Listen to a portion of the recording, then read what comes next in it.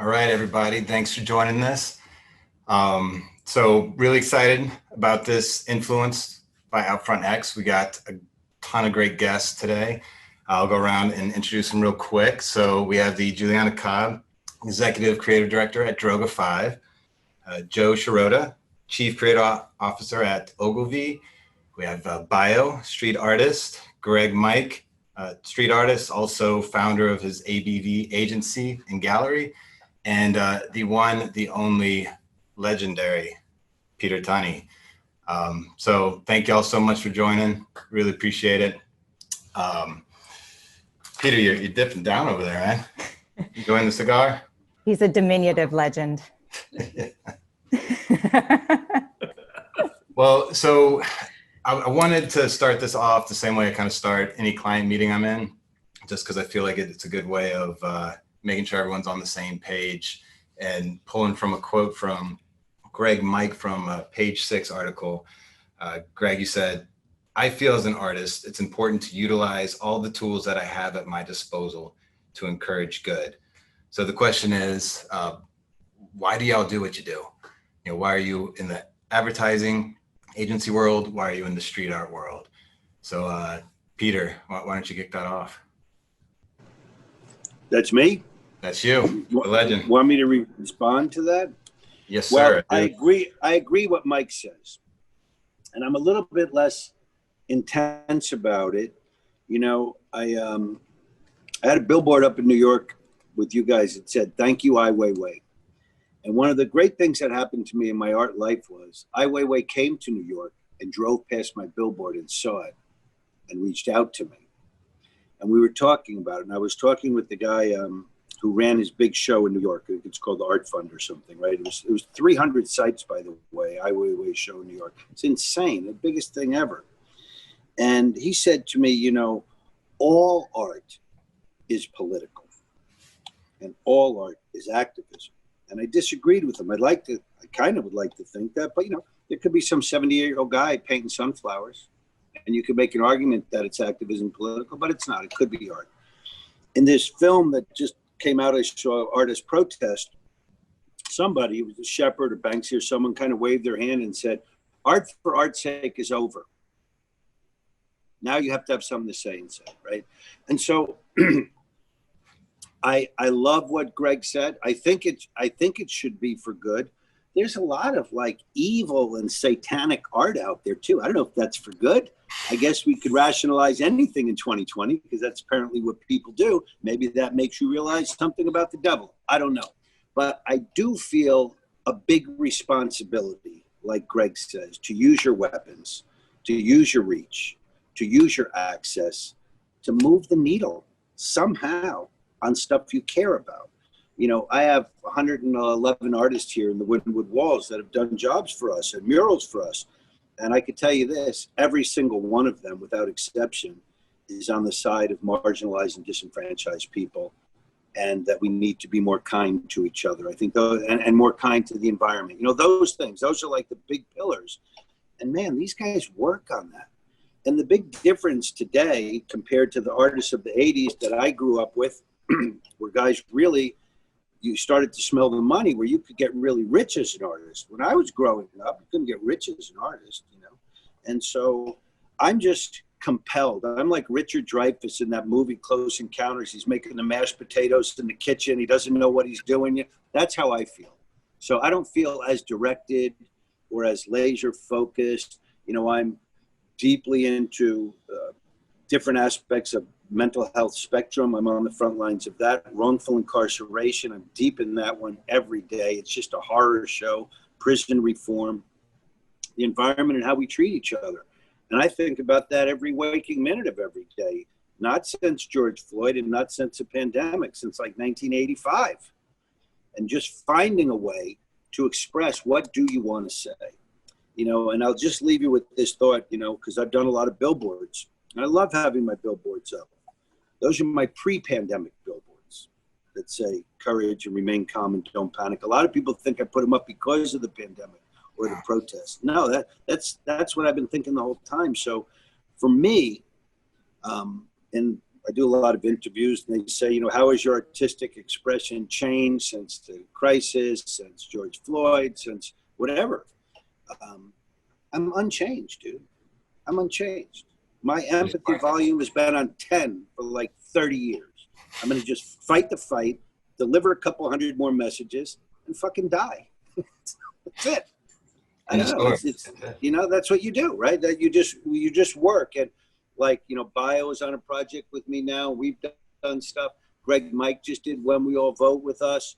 I love those projects. If your project can be a dart and you can really affect people, and, you know, like JR has an uncanny knack for doing that, right? Builds a table across the Mexican-American border and everyone has dinner, like, boom. That just summed up like 50,000 hours of talking heads on TV. And so that's leverage. So my question I ask people when I give a big group talk is say, if you could put one word on a billboard in your city, what would it be? Then you start thinking. Then you really got to think, where are we? And so I drill into that every day and just try to be as effective as I can. So today, like a lot of things have accelerated. Like, let's say Amazon's doing a lot of business, movie theaters aren't, right? Because of the pandemic, mostly, we've like jumped ahead technology-wise where we are 10 years. I think we've jumped ahead art-wise 10 years. I think this social activism through art that was brewing just took like a quantum leap. And now it's like the forefront and the center of gravity in all of these things. And so it's more important. It's more absorbed by regular people. You know, if you talk to someone 20 years ago, they could barely name 5 artists. I could probably rattle off 200 street artists off the top of my head, and they're all awesome, and they're fighting. So that's where I think we are. And I just think it's going to be something now. Look, why does Michelle Obama call in and ask to have street artists help her with When We All Vote? You would have called 10 years ago, you would have called Joe at Ogilvy and say, how do we do it? Or BBDO or something, you know? Because no one gives a shit. That's your slick campaign. They want to be tied to like the guys on the street that have a voice. And collectively, my vision from the beginning with Winwood and GGA and all that was that individually you have a voice, but collectively, if you get 100 street artists together, bro, that's a steamroller. You could change elections. On that, what about you? What about you, Juliana? How do you feel about it? Yeah, I mean, Peter's a tough act to follow, but I think there's something interesting about the world that Joe and I dwell in, because there's ways in which we're sort of navigating what is incredibly powerful about what street artists are doing and legends like Peter are doing, in this way that you're out there in and of culture. And there's a kind of a pure expressiveness to the work that they're doing that's incredibly, incredibly potent. And I think there's been a shift in advertising in general, but what we're always needing to do is to really zero in on what is a point that we're trying to make. And you want to do it in a way that you're trying to capture people's attention. And then when you have their attention, you want to make them feel something. And so I think the old school, Peter referenced the slick ad campaigns of yore. I totally agree. There's something that's a little too easy to ignore when it's a format that you expect and it's sort of a visual language that you expect from advertising. If you're smart, you can kind of match the ethos of a brand and a message that's true about a brand with the ethos of an artist and a thing that they've been kind of committing themselves to for, all the work that they've been doing. And those two things can come together. And then there's something interesting about even having it show up in the world as a space versus flipping open a newspaper, or let me pick a more modern example, scrolling through your feed and there's the ad and there's like the rules of the brand first and then the message. And then if they're delighted, that's great. When you're out in the world, you're kind of in the space that someone's moving through in life. And the thing that you create there has to really capture their attention in a way that's appreciable and that's memorable. And so I think borrowing the visual language and this is where I think we have to be so careful, Joe and I, coming from the world that we're coming from, borrowing that language, not because you're appropriating it, but because you're kind of putting it front and center as a sort of an ethos of a message that you're putting out there too. So you're latching on to what that artist is about as a way to make a point. And so I think that this is, these days, I would say even more and more, the work that we're doing in advertising, we're desperate to find ways to put work out there that does change something positively. And this isn't just pro bono accounts. This is how do you encourage the brands that you work with to do work that takes a stand on something rightly, where they've got credibility there, that can kind of perpetuate a message that can make all of us feel a little bit better about what's going on, you know. And to Peter's point, there is so much shit in the world right now. I really think that anyone who has the tools and has that mode of expression in whatever form, I definitely think we feel a sense of responsibility to put work out there that can make a difference in a positive way. That's awesome. And so summarize, you're in advertising to connect those emotions and make good. Yeah. Yeah. Yeah. Just to build off of that. I mean, I think street art's like the original. I mean, it's real time. Yeah. I mean, it's Twitter before Twitter. It's Instagram before Instagram, but it's Twitter before Twitter.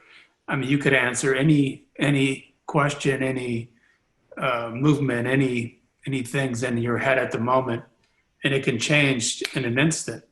So, you know, just to have a conversation with people on the street, you're having it in real time. So I think it's very powerful of a statement. So, but Juliana's point about brands have to be careful, you know, how they use street artists, and not every brand should use street art. Some have permission and some don't. So it's just finding the balance.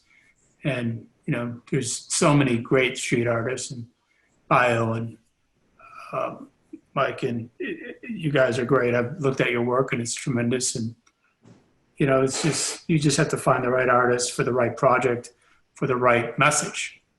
And if you do that, then it's magic. If you don't, it's tone deaf, and it can go in your face really quick, or your client's face, and it could be a big mistake. Right. So, right on. Bio. If I could, am I allowed to jump in? You're allowed, man. Yeah.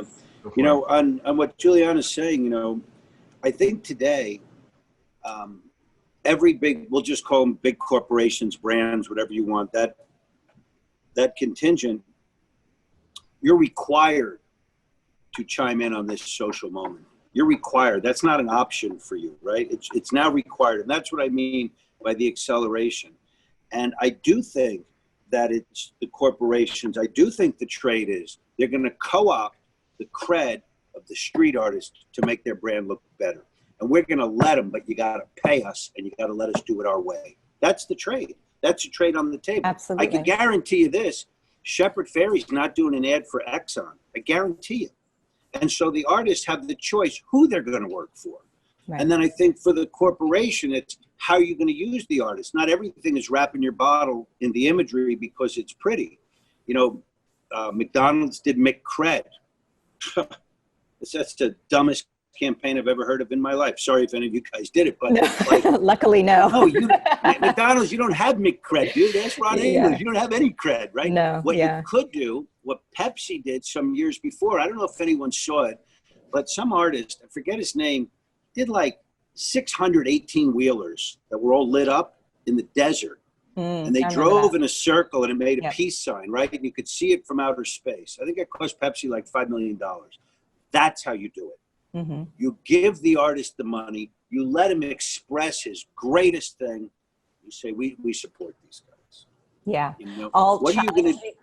I'll challenge one thing. I'm with you 100%. I'll challenge one thing. And anyone who saw that Saturday Night Live skit, Hard Cut Cheetos, will know what I'm about to get into. Does every brand need to step out into every issue? Maybe not. You know, there's this way that brands just kind of leapfrog right into the center of a massively significant cultural conversation. And you're just sort of like, gee, Lay's potato chips I have no understanding of your stance on race at all. So like coming out in this really bizarre kind of way, I think it's tricky and just, I know Joe and I are like spending a lot of time with our clients and our brands actually navigating this because they feel really strongly about showing up in a meaningful way. And that means taking action. Like, don't just make a campaign, you know, Cheetos, Black Lives Matter, like that's the worst thing you could possibly do. And so it is an interesting time because you're totally right.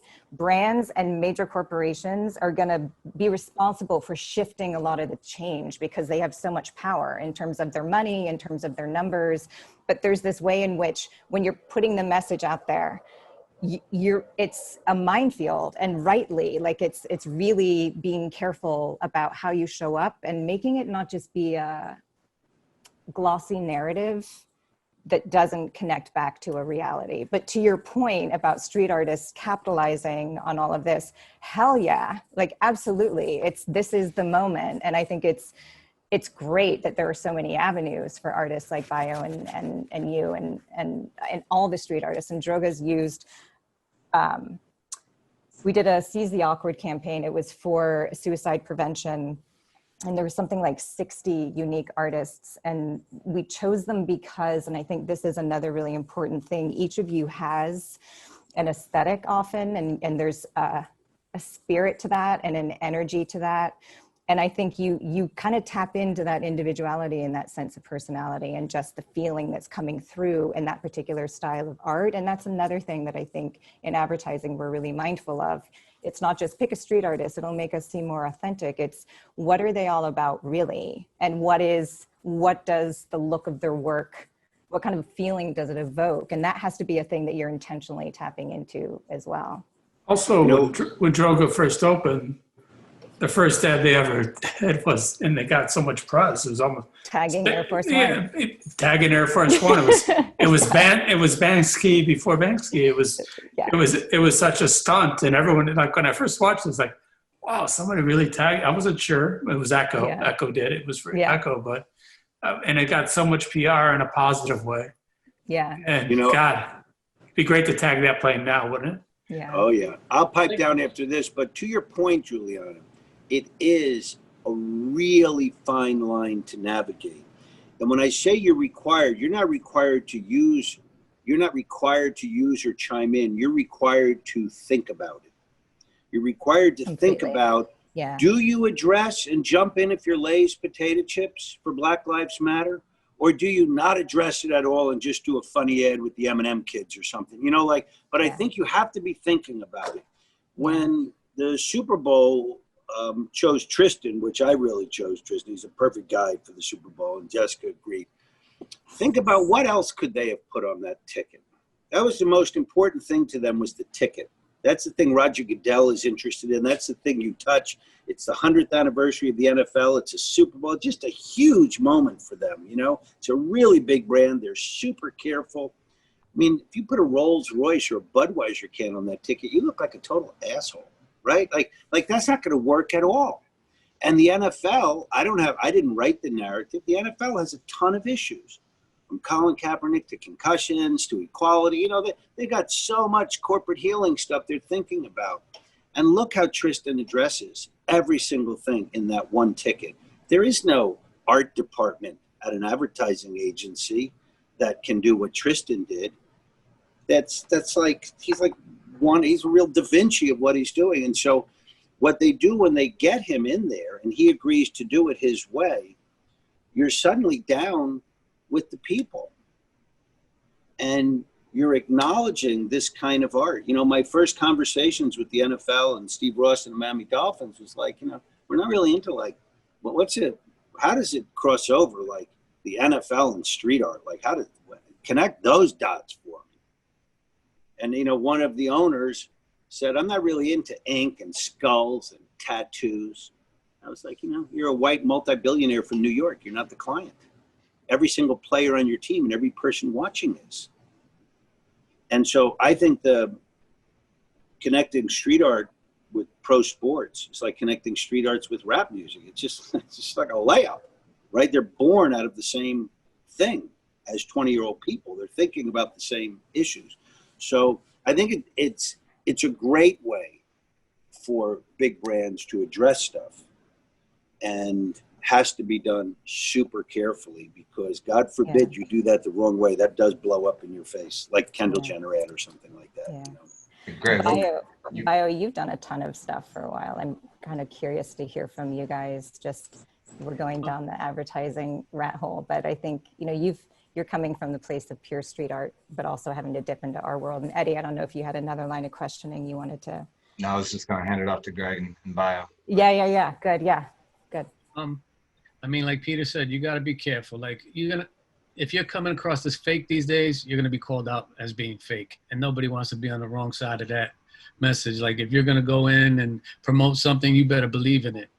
Like, as me as an artist, if I don't believe in something, I'm not going to do it. You know what? Why? Why would I do it? If I don't smoke cigarettes, why am I going to sell you cigarettes? You know, so, you know, for me, I stick to what I believe in. You know, I've done several breast cancer awareness murals. I've done, you know, community, you know, there's cleanup art stuff that is close to heart. And I believe in that. I'm going to come across, and nobody's going to call me out, because I'm like, this is what I'm into. This is what I like, you know. And the same for the corporations. If you're going to jump on every trend or every, you know, whatever's hot at the moment, you're going to be called out on it. You're fake, you know. And a lot of artists, unfortunately, see this as a way to, you know, promote their careers, jump on the bandwagon. But you're going to be called out at some point, and, you know, you're going to have to answer for your actions. And just second to that, you know, what Bio said, and Juliana, like, nowadays with the internet and technology, it's not like the 80s where you weren't talking to every single person all over the globe. I mean, the minute someone does one thing wrong, it's all over the internet. You know what I mean? So at the end of the day, you got to be authentic. You got to be true. You got to be true as an artist. You got to be true as a brand, right? I mean, I work with brands and do collaborations all day long, but it's all brands that are either in my lifestyle or things that I support or in my ethos. It's like, it's the name of the game. And I think brands have to think that way as well. I mean, I fell in love with outdoor, you know, space and out of home space because I grew up doing graffiti. I used to climb on billboards and paint them.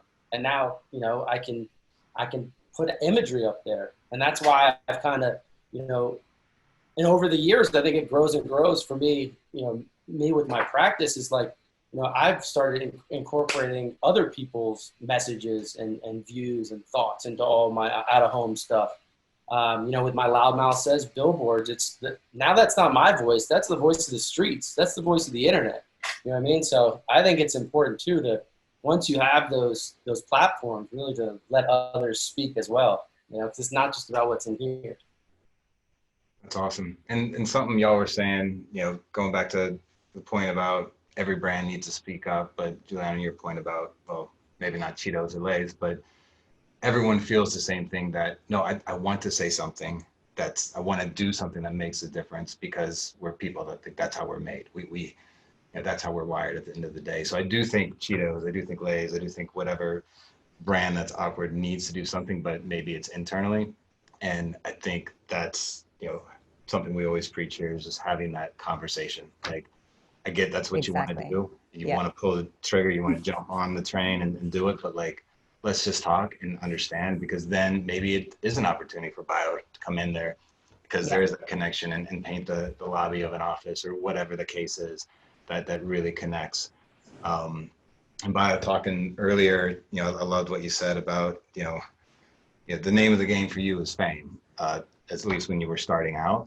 And now you're kind of in this place where it's kind of, you know, you're letting your heart drive what you want to do. And especially for you with your heart mark there, that's awesome. I remember I'm doing this now 40 years. I started on the subways in the 80s. And to be honest, my beginnings were very humble, and it was not about money. You know, it was never about a dollar sign. It was about, I want to get my name out there. I want to get my art out there.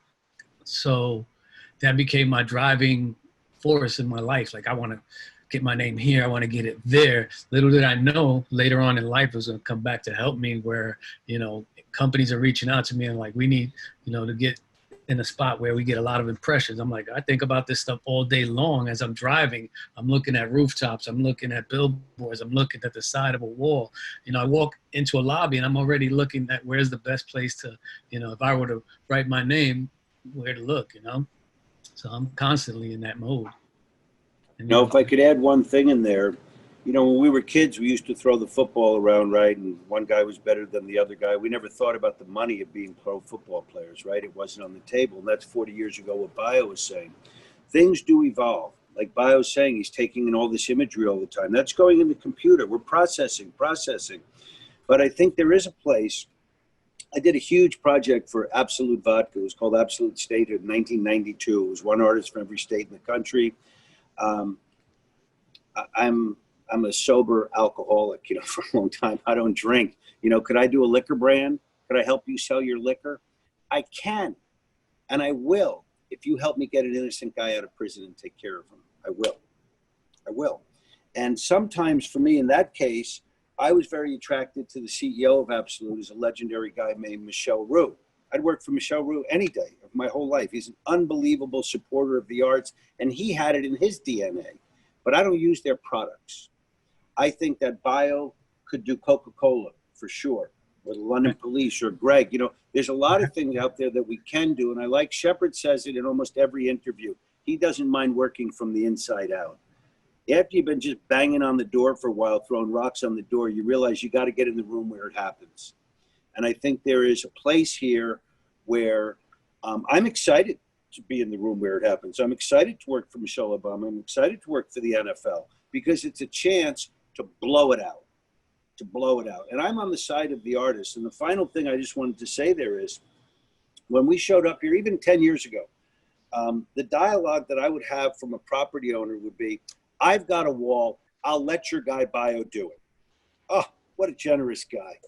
That's how it was. That's how it still is a lot. I'm sure every artist hears that all the time. Oh, I've got a wall. I'll let you do it. And I think that the artist has a lot of value.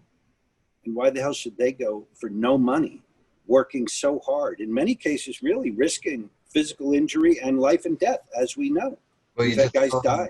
You just saw New York Times and Hyperbeast post that article out in Queens about that warehouse being whitewashed, and the developer was like, "What? It's a building. You know, I'm just gonna clean up the graffiti," and now he's got to pay almost $7 million to the artist. It's pretty incredible. Just PS to know, no artists have gotten any of that money. It's all on appeal. Blah blah blah. You'll let me know when they distribute the funds. That's what I'm watching. I want to see those guys get paid. But it sent a big message. It sent a big message. And like, so I got a quote somewhere. Just sorry, I gotta have my notes. A quote from Banksy where just basically he's saying, yeah, here you go. You owe companies nothing, less than nothing. You especially don't owe them any courtesy. They owe you. They have rearranged the world to put themselves in front of you. They never asked for your permission. Don't even start asking for theirs. So you got that on like how it was, right? And that there's a complete shift in culture, like obviously before this year, but I think this year has thrown gas on that fire and just accelerated, like you said, Peter, to where it is now. And like, just God bless this group here for working in those in those conversations. Like, you are in the room. And Greg, I love that what you said on page 6, like, for the greater good, right? You're doing this for something that's beyond you, and with the hopes of encouraging those big businesses, those big corporations to, like, you know what, maybe I need to rethink this some. And so when you think about it in that context, Greg, like, I'd love to know, street art, you said you used to climb up billboards, get your name up there. Now you're paying to put them up there. Does this whole shift kind of take a little bit of that, I don't know what's the word, just the edginess of it out of it, right? Like, now it's not so rebellious. It's like a gig. Does it take the passion away? I mean, when it comes, obviously my murals are a lot different than the billboards that I run. And there's a reason for that. Like, I could easily just put my art up on billboards of what I would paint on the canvas, but that's not what I do. I don't know, something about that just doesn't feel right to me. So that's why, like, all the billboards are all stuff, for the greater good, and they're all community messages. If it's going to be in the community like that on an ad space, I want it to be, something that's a submission that was done through one of my loudmouth contests. You know what I mean? Because to me, I don't know. Just, it feels weird. That's why I've just never blasted a billboard with my art, because I just don't think that's the place for it. And you see, like we talked about the other day, Eddy, it's like there's way better of a response. I mean, how often do people drive down the street, unless it's some elaborate billboard that's built out by one of these, you know, crazy brands, how often do people stop and take photos of that? Very rare, I would think. But people are taking billboards of these positive messages and community voices. You know what I mean? So that's something to say. It's not that people aren't looking at every single billboard in the street. It's just that they're not excited about ads that are, you know, driven down, shoved down their throat. So, I mean, I think, again, it goes down to authenticity and just being real with yourself and real with the people that are living around us. You know? Well, I think that's where these two worlds, the agency side and the street art side, collide, is trying to inject that authenticity that, you know, you're right. Well, our social media director probably disagree with you. You know, 1 in 4 people take pictures of ads, post them, social, blah, blah, blah. But I think that's the challenging part for Juliana and Joe and myself with our team, is stripping that agenda away from the ad, you know, just making it very real. And that's the beauty of street art. Don't get me wrong. I mean, there is an art to advertising and these massive creative agencies that come out with incredible campaigns that are, you know, photo worthy and do go viral.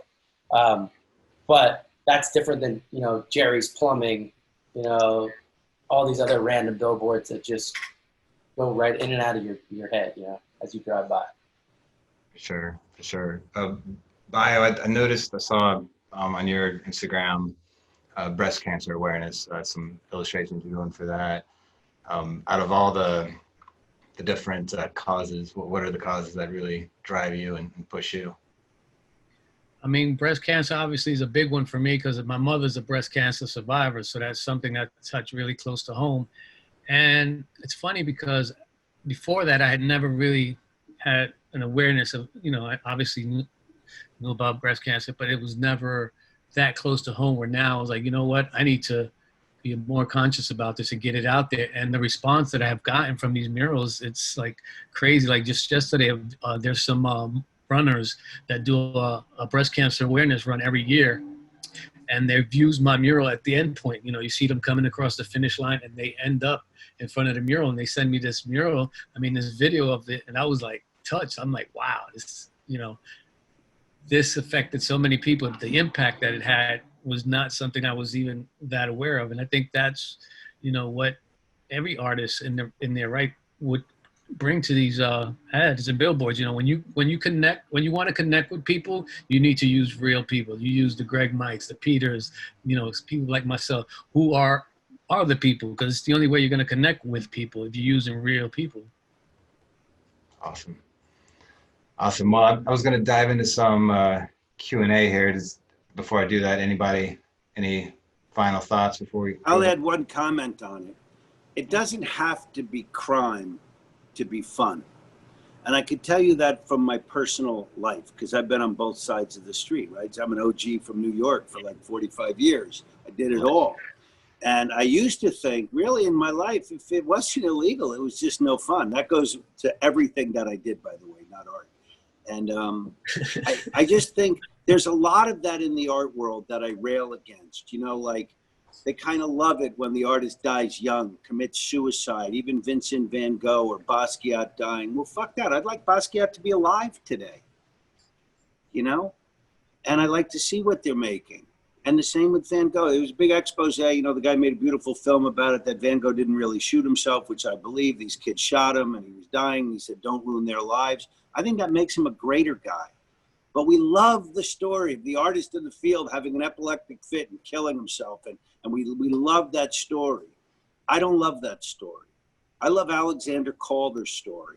Starts off at 5, bending stuff, and just does it till he's 75 and just does it. You know, just does it. And so I think the edginess of the crime, I'm a little bit over that. I know too many people that aren't with us anymore doing criminal shit, trying to do whatever they're doing. I think there's another way to go. I don't think artists have to be criminals. I don't think they have to die young. I think they should be respected for their work, paid really well for their work, because they're changing the game. I think Tristan Eaton should have gotten $20 million for that Super Bowl ticket, because that's what it was worth to them. So I'm climbing that hill. You know, it's hard to get because 5 years ago they thought it was free. And so that's really what my whole organization is doing. We're trying to just move it up the ladder, instead of artists being like some discarded people that you throw them a bone and they're so happy because you love to be a starving artist. I think it's bullshit. I think everybody agrees with that.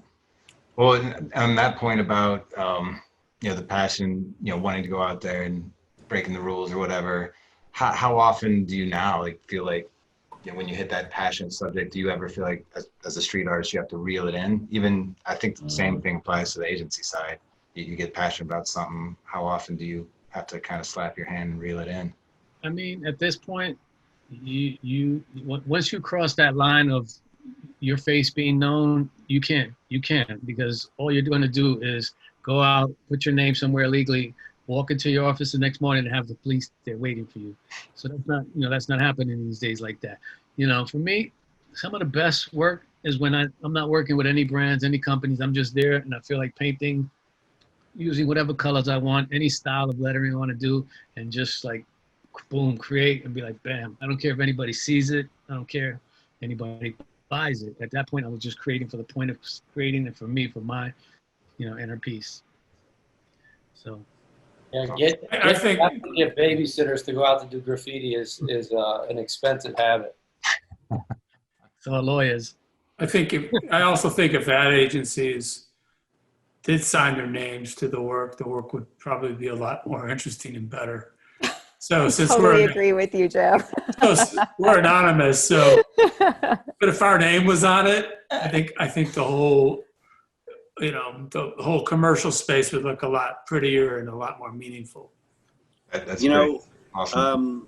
like, I don't know, I'm going to say like 6-7 years ago in Wynwood, the Wynwood walls were kind of bumping along. It really wasn't, you know, like last year we had 4 million people come through here. That's really a lot of people coming through every day. And it wasn't like that. And one year at Art Basel, I forget what year it is, but one year at Art Basel, somehow this neighborhood just exploded. There was like 200 street artists all over the place, on ladders, dressed up as Jimi Hendrix, on roofs. They did the auto body, and they did the whole Wynwood everywhere. And everyone was asking me, like, was I in charge of that? Which I wasn't. We're just in charge of what happens inside the walls. And what happened was a lot of these artists went to the auto body shop guy and said, could I do your front of your building? And sometimes the guy said, I'll give you $1,500 for materials. Other times he said, you do it, but I have no money. Sometimes you got $5,000 for doing it. But all these individual deals for me. And I think like when Bio's saying, I just want to go out and like do a big thing on a building, today it's a lot easier to find a place where it's not going to be illegal because you simply ask for permission. Because today it's bragging rights for them instead of vandalism. And that's the big thing that's changed. That's probably why we're on this webinar, right? Because it's out there. The toothpaste is out of the tube.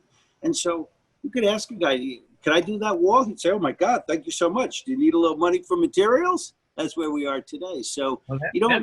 That may change soon because that court decision. Because I just had some of the landlords where I had murals up call me like, hey, I want to put a window in the wall. Is that okay? I'm like, it's your building, dude. I don't care what you do. Exactly. But they're so yeah, I'm with you on that. I mean, it's a really interesting and strange decision. It's on the side of the artist, so I like it. But there are parts of it, you know, if you came to my house and painted my house while I was sleeping, I think I can get up and paint over it, right? But if I give you permission, that we now have an understanding, you know, the legal thing is called the waiver of your moral rights. I don't know if you guys are all familiar with that, but when you do a job, like if you do the Hard Rock Stadium, every artist has to agree that if the stadium needed to knock out a wall or put it a drinking fountain, they're not going to ask permission from the artist. They own it and they can paint it over. If you give the artist permission and you don't get him to sign that thing, then you have to get his permission when you paint it over. And so there's stuff to know. I mean, what artist is thinking about the waiver of your moral rights legal clause 10 years ago? Zero. Not us. In the Wynwood walls, we were thinking, shit, did we do that with everybody? Do we have to ask? So now you have to ask, and I think that's nice you have to ask. It's cool. Sure. On the flip side, was there ever a project that you worked on that you felt just really conflicted about? Like you have to work on it, and maybe this happens more on the agency side. But you know, what did you do about it? Like, how did you approach that? It's open to anybody.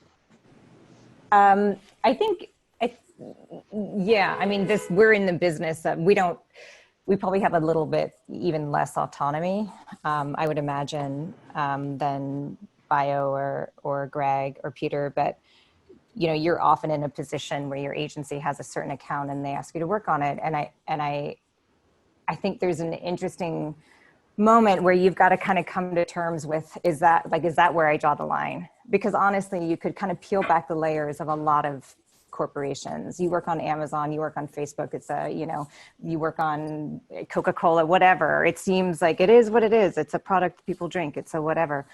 But you peel back the layers and there's always infinite reasons why you could just be like, I'm not touching this with a 10-foot pole. But I do think it's personal. Like there'll be a thing that you come to that you're like, I'm not going to work on that. When I was at BBDO, I wouldn't work on Exxon. Like I'm like, I can't, like there's a lot of things I'm working on that are probably up to even worse things, but there's just sort of a thing that you draw the line in the sand on.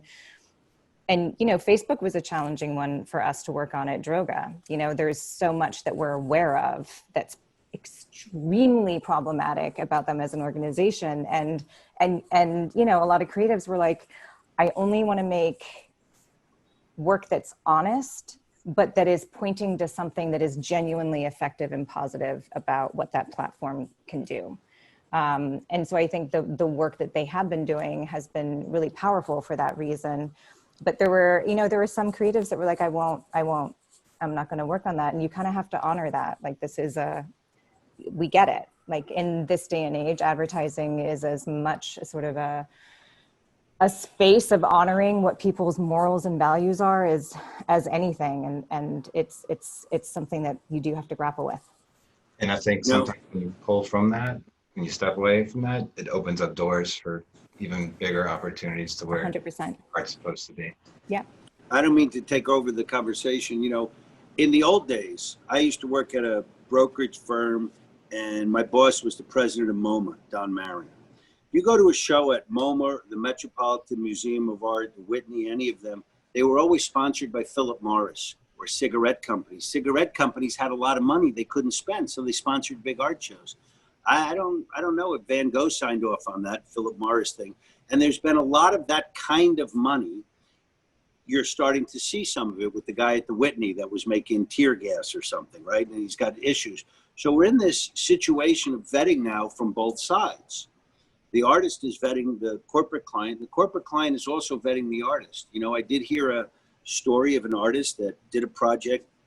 I can't really talk too much about it, but the artist under his real name had like a crazy white supremacist anti-Semitic blog under his real name. That became a huge problem for the landlord. He's not allowed to paint it over. So the artist now, if you're going to paint a mural at the NFL for forever, it's going to be there. Or you're going to do the ticket for the Super Bowl. That can never come back on them.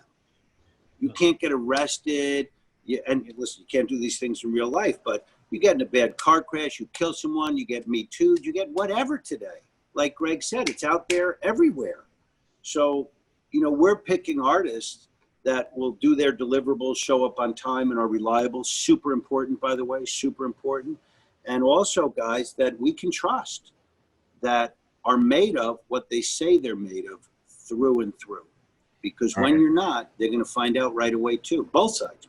So I think it's really careful on both sides. For sure. Well, so I think we're out of time, but one thing I wanted to leave y'all with, and again, would love y'all to, you know, send us a note about it, whatever your thoughts are, and I was hoping to ask this, but again, we're out of time. These two groups, right? What, you know, and again, but can't answer, but what responsibility do you feel like y'all have for bringing this division in the country together between these two groups? You know, that's kind of a big reason why we have OUTFRONT, right? Getting the messages, especially this year, out of love out there, up in a very public space. But kind of what y'all all said from the get-go, you know, why you do this. Hopefully some good of it comes out of it. And I can't thank y'all enough for all you do, for continuing that and doing things for the right reasons. So appreciate y'all. Love it. Thank you for putting this together. It's important, the stuff you do and the stuff that the street artists do, and maybe occasionally the stuff Joe and I do. No, come on, man. Get yourself played. Why are we out of time? Why are we out of time? I mean, I like just doing stuff so you guys could paint over. That's right. So that's my goal. There are some street artists who specialize. Right. We're just taunting you with our messages so you paint over. So basically, we're getting your great artwork for free. That's right. And you guys don't even know that. We're just You're taunting being played, fellas. You're being played. It goes both ways, all the way around. I got a mural that was painted over by a massive corporation this past week, and I just that's offensive. Kept my mouth shut and kept pushing. So that's the name of the game, you know. Yeah. Pick your battles. Yeah, Thank you. exactly. And hey, Peter, I guess it doesn't have to be over. I don't know. I was just saying people can jump off if they want to jump off. I have to say, I usually dread this kind of thing, but I think it's a super interesting subject you're on here. It's a really deep well. It needs to be explored from both sides. I love that Joe and Juliana are on here. I like to have this conversation more. And I think it's right now, it's where the rubber hits the road. That exact navigation of who does the artist choose to work with? How do you choose? You know, I got a vision when you were talking, Joe, of like a Coca-Cola wall, like a real Coca-Cola billboard or something. And it's like half painted over so you could still see Coke, but Coke paid for it. You know? I think I've presented that before to Coca-Cola. But yeah. I don't know, Greg, if you look at my Instagram feed, which I think you were on, if you get past the sunsets, I went through a whole phase of just kind of. Those were mesmerizing, Jeff. Actually, Coca-Cola, one of the big first corporation in '95 that we started doing corporate work was with Coca-Cola. At the time, they had a contest called the Living in Harmony, and they were taking high school students' artwork, picked 3 winners, and we came in as the artists to replicate these winners' works throughout the city. And that's how we started doing a lot of murals for Coca-Cola from that point. And that was like '95. So I started off as a street artist, I guess. So really? Yeah, that's how I got in advertising. Basically, I was in 3rd grade, and I was the only one who could draw, I guess, in my class at the time. And I used to get picked, and I hated school, so I used to get picked all the time to draw the paint on the windows for all the holidays. So that's how I started advertising. It's just painting the windows in the schools. There you go. That's my first post on Instagram. I saw that walking by. That's nice. Good. It's good. That's nice. So this is a question for Peter. So Peter, are you pro cigarette campaigns or anti-cigarette campaigns? I'm anti-cigarette. I'm pro-cigar.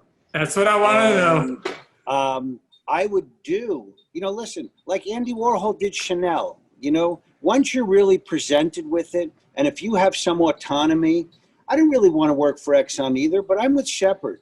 I'll take money from the man and then stick it to the man. And if I can do it at the same time, so be it, So I look at everything. I'm not dying to go out there and have kids smoke cigarettes, which I think is just unbelievable that they even are targeting kids to smoke cigarettes or Oxycontin or whatever. I'm not going to do that ad either. But I don't really get asked to do ads. But I think we just have to look at everything because I think it's important that this whole diaspora gets out there. I'd like to just cover the whole world with Greg, Mike, and Bio and stuff like that. I think it's the more the merrier because there ain't enough out there. We're thinking this is this giant movement. Martha Cooper always says this is the biggest art movement in the history of mankind. You better believe it. If I asked you guys, and you're all so smart about art, give me 10 impressionists, you'd sputter at around 5. If I said give me 5 big pop artists, it's hard. There's a million street artists. It's a fucking army, man. It's an army, and they're engaged, they're energized, they're pissed off, they're angry, and they should be. They've got something to say, and now they know how to say it. And so I just say it, man.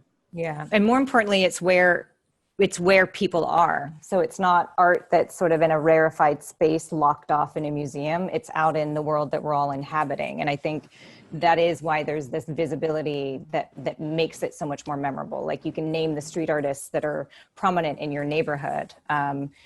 Yeah. And I think too, just to go back to one prior point, because I thought it was really interesting and it started me thinking, you know, Peter, I think you made the point of working from the inside, and then as Bio and Greg were talking, you know, there's an influence that you have. You know, Bio, you putting up the you know, breast cancer billboard at the foot of that race, and Greg putting up the work that he puts up. You know, you understand that you kind of have control over communicating a message that's important to you. And I think for Joe and I, it's sort of the same, and we have a control over what is a conversation I want to see out in the world? What is a way that I want to make people feel right now, not in an advertising manipulative way, but just in a, going back to Eddy's point about the responsibility of putting something worthwhile out there, putting something out there that's bridging the divide. I do think there's this kind of like, mwahaha, they can't tell I'm an insider here in this ad agency, but you know, and you can put out really cool and important and beautiful work that doesn't feel like a bullshit ad that I think most of us are craving now in the advertising industry. You know, one of the greatest things that's ever happened to me in my art life, besides the Ai Weiwei incident, which I just love, was when they were marching over the bridge in New York City at the beginning of the George Floyd protests. That's it. He got so excited. No, every picture that I saw on Instagram had my big lit up Courage billboard in the background. The billboard changed for me that day. You know, I've always felt like I don't even know what I'm doing or why I'm doing it, but I was like proud, man.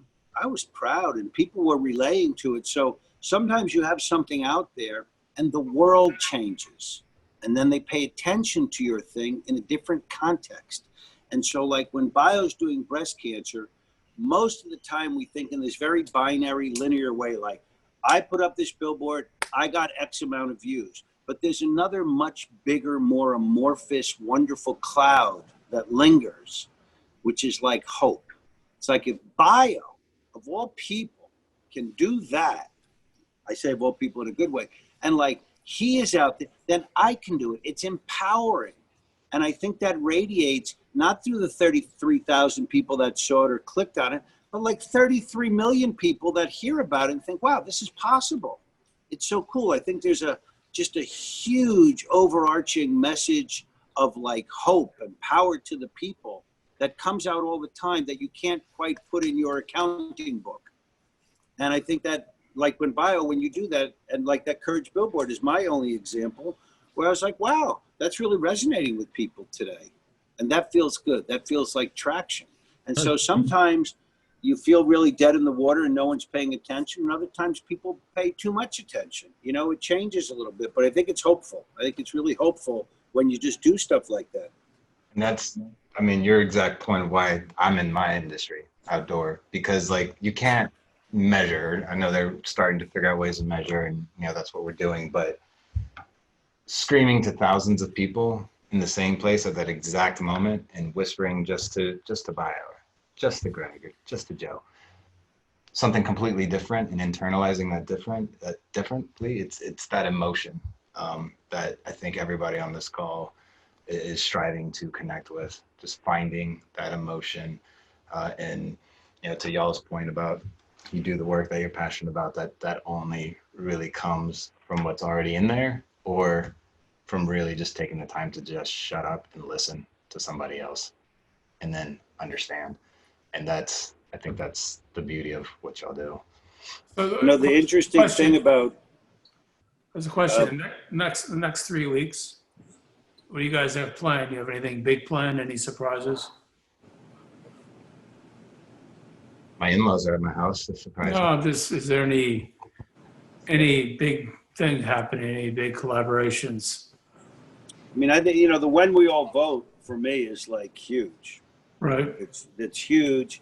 And that's another one that's getting other kinds of traction. You know, you don't know who's looking at it, but you know somebody is, and someone's getting affected. You know, I'll just talk more just about traction for a second if we have time. You know, LC did that huge mural on 50 buildings in Cairo, right? It's kind of like, you know, you used to write your name on the train and Days would write bigger and we do that.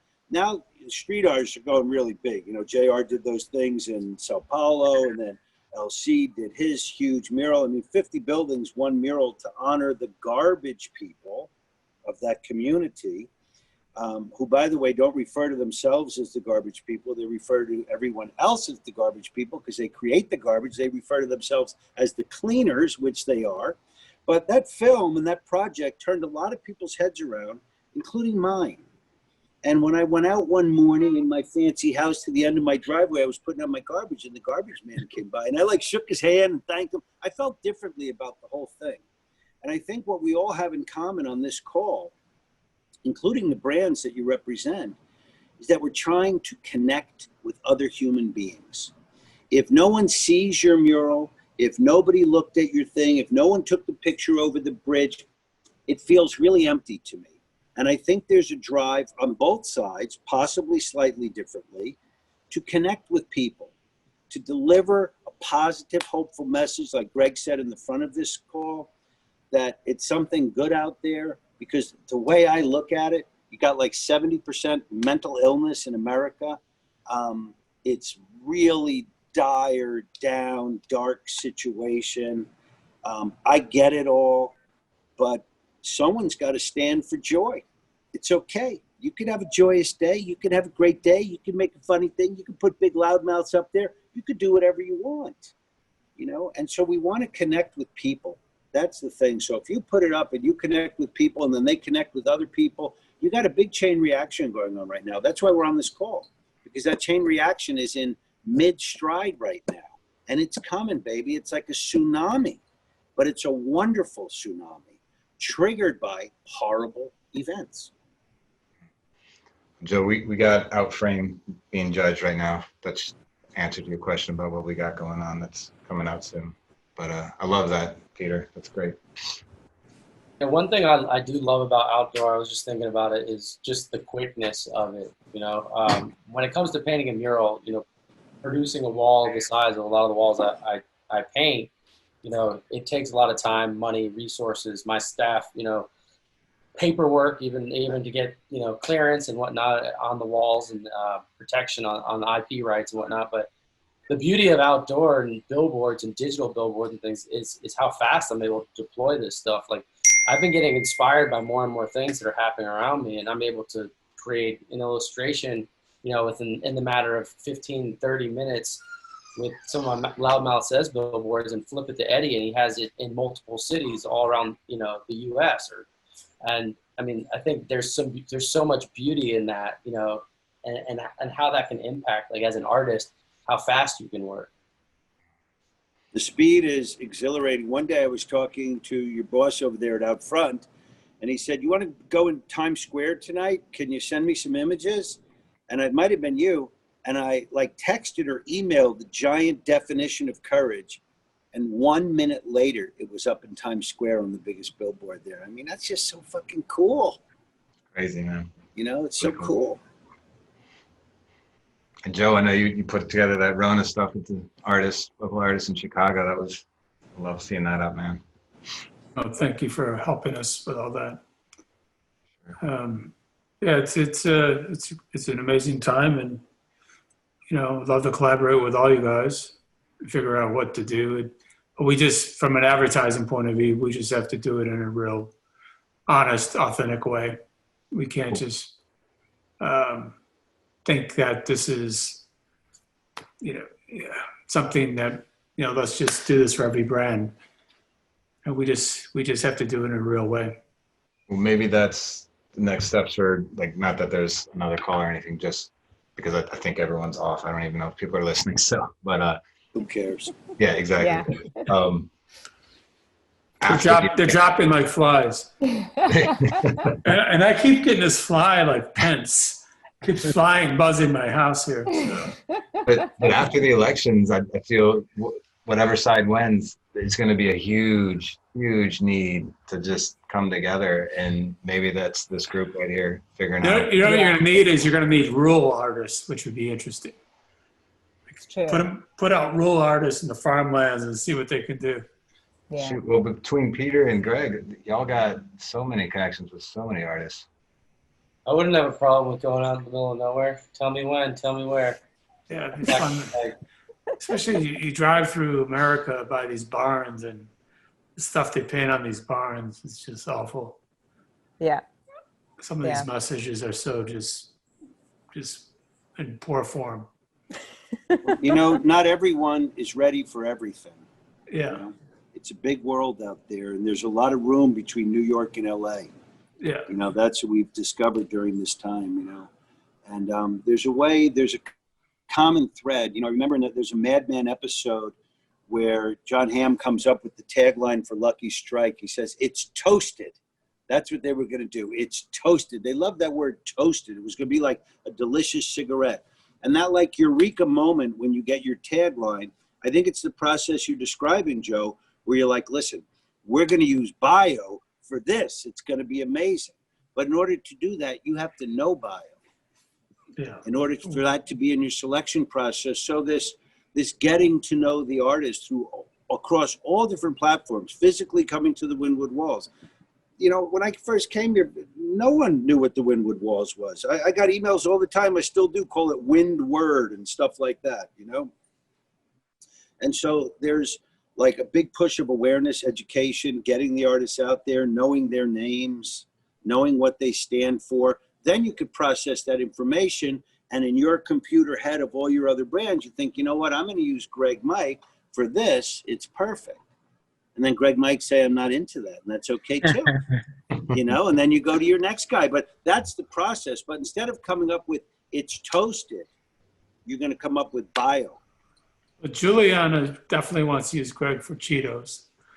She privately chatted me. That's my next bag. He's like, expect me to hit you up, guys. I actually have to drop off. I'm really, really sad to say, because this has actually been a great conversation. And I kind of feel like there's three more of these that probably need to happen before we've kind of gotten through everything that each of us is kind of thinking that we didn't get a chance to say. So thank you for the time. See in the comments, they're asking for the sequel. So yeah. If you can put it together, Ed, I mean, I think this is like a 60 Minutes conversation. You know, I think it's a really high level conversation that's affecting the world, that's affecting people, affecting the way we live, how we vote, where we go, what we do in our free time, what products we buy. It's a really big conversation. It would be interesting to get together after the election. Yeah. Yeah. Just. No, but I really do think, like, I know everyone's need, and you got to go, Juliana, but yeah, everyone's in different places across the country, like you're saying, Peter, but like, you know, at our core, we're people. Like, people are made for love, and that's a message that will resonate no matter what side you're on or where you're at, and if this group can come up with something, and again, maybe that's what we talk about the next round of conversations, but yeah. Let's think on that, and we'll shoot another invite. I mean, almost everyone I've ever met in the world, and I've really been around the world a lot, and I've just met an inordinate amount of people. I kind of feel like everybody more or less wants the same thing. Yeah. You know, Yeah. They want to be paid fairly for the job they do. They want to know when they go home they're safe in their house, and that they have a way to take care of their families and be kind to their neighbors. That's been my experience of the world, you know, and there's, so I see it all as like, really, it's the same thing. And you got to speak to those people instead of dividing all these people. I think art made that possible in your life. No, Peter? Do you think so? I think so. I think I saw it through a different lens because, you know, in my previous life, when I was running really hard, I was just a self-seeking missile, you know, out to get shit for me. And all that changed. That changed in the arc of being an artist and also just growing up, you know. But yeah, for sure. We're in service now. Now it's just service till we die. That's it. And how much traction can we get? That's what I think about from when I wake up till I go to bed. Where do we get traction? What are we saying? Who are we saying it to? Will it stick? That's what I think about. All right.